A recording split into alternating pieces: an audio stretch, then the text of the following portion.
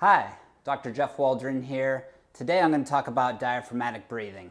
There's three important things that we're going to discuss with this today in order for you to fully understand diaphragmatic breathing. First, there are different types of breathing. The second thing is how to diaphragmatic breathe. And the third thing is, why is this important? Why do you need to know this? So the first thing is that there's more than one type of breathing. We have diaphragmatic breathing, which involves the diaphragm, which sits up underneath the rib cage here. It's a big muscle, and as it depresses and comes down, it draws air into your lungs and allows you to breathe. The other type is accessory breathing. Accessory breathing should occur when you're doing something, exerting yourself. So your accessory muscles are your neck muscles, a lot of these other muscles that attach to your ribs. And so when you're running or exercising vigorously, these muscles will contract and lift up on your rib cage and assist your diaphragm in breathing. What I tend to see is that a lot of people use their accessory muscles when they should be using their diaphragm. So walking around during the day, you'll see a lot of increased neck tone as they breathe, and that's not very efficient because then you're only allowing oxygen to go partly down into your lungs and not drawing into the lower lobes of your lungs. So this will allow you to get better oxygen, better turnover of CO2, and breathe much better. So we want to really make sure that diaphragmatic breathing is the priority in order to stay healthy. The second thing that I'm going to talk about is, how do you diaphragmatic breathe? So a lot of people, when they start doing this, they're going to get frustrated. It's quite difficult to do. Other people that have played an instrument or are trained with singing, they get this, right away because they've already practiced these types of techniques. So when you go to breathe, the first thing you're going to do is you're going to inhale through your nose. And then when you exhale, you're going to breathe out. So as you inhale, your stomach should expand and move outwards. And then as you breathe out, pursed lip breathing, pushing the air out, and your stomach goes in. Most people, when I go to teach them this, it's counterintuitive to how they think about breathing. They usually want to just breathe in and then fall. And with breathing like that, you're really just breathing through here. So to think about this, as you breathe in, your stomach goes outward because your diaphragm depresses into your abdominal cavity, forcing your abdomen to expand. So I breathe in, stomach enlarges. As I breathe out,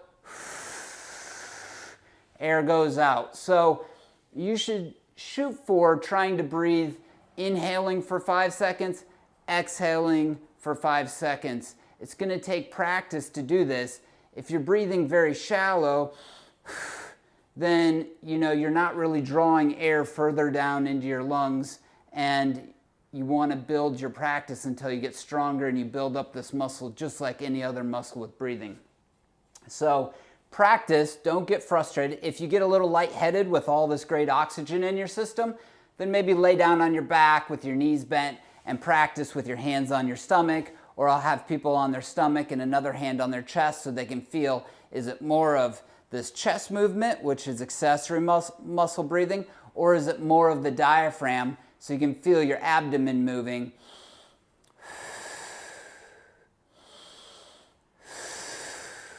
Which is the correct way of breathing if you're trying to recruit from your diaphragm and really improve the overall amount of oxygen going into your lungs.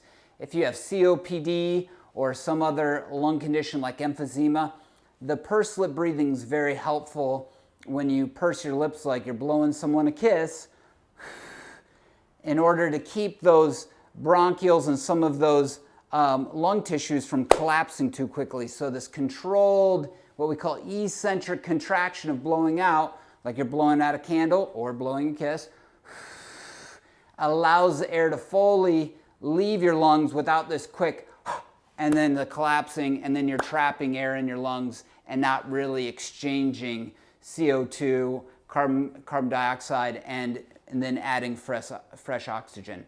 So that's important to remember that and think about that if there's other conditions going on. So lay down, don't get lightheaded and faint doing this video, but definitely practice, build your practice. You can do this several times a day. If you can't lay down, you're more comfortable doing this in sitting, you can easily do this in sitting, standing, however you like, that's fine. So I've already alluded to some of the things why this is important, but I'm gonna delve into that a little further now. It's really important to breathe with your diaphragm for several different reasons. One reason is, we have a pandemic going on right now. And if your lungs are not healthy and the muscles that support them are not strong, then it's going to be a lot harder for your body to fight any kind of infection. So going through and practicing your breathing in this fashion can really bolster your immune system. The other thing it does, we use this with patients that have lymphedema, let's say in their arms or legs.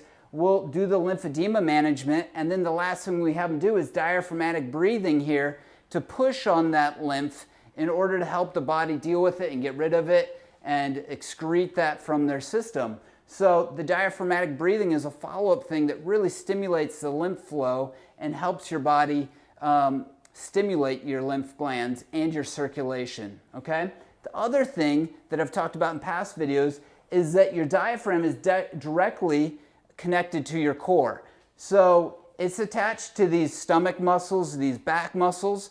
So we know that doing diaphragmatic breathing and pairing it with a Kegel or stomach exercises when you're working out actually turns on the core muscles correlated with back pain.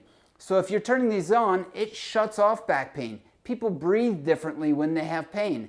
And so by working on your breathing, you will start to reduce your pain levels in your back, in your neck, and several other areas. Because if you have neck pain and you're breathing with only accessory muscles of your neck, then you're going to get all this tension in your neck when you really could be relaxing your neck and breathing through the muscle that's most efficient for exchanging air in your system. So just to kind of recap, diaphragmatic versus accessory breathing, there's two different ways of breathing and when you should and when you shouldn't be doing those. The accessory breathing is more upon exertion. The second thing is that diaphragmatic breathing, how you do it is inhale, your stomach expands, exhale, your stomach goes in, just like if someone was doing the Heimlich and we're forcing air out. You can kind of think of it that way as well. And then the third thing, it's really important for your health, for not only fighting off viruses and infections, but it's also really helpful for reducing back pain, neck pain, and then overall improving your lymphatic drainage. So I appreciate you for watching and listening, and click subscribe if you find this interesting, or reshare this with any of your family members or friends that you think could use this. And I think right now there's a lot of people that could really use this information. So thanks for watching.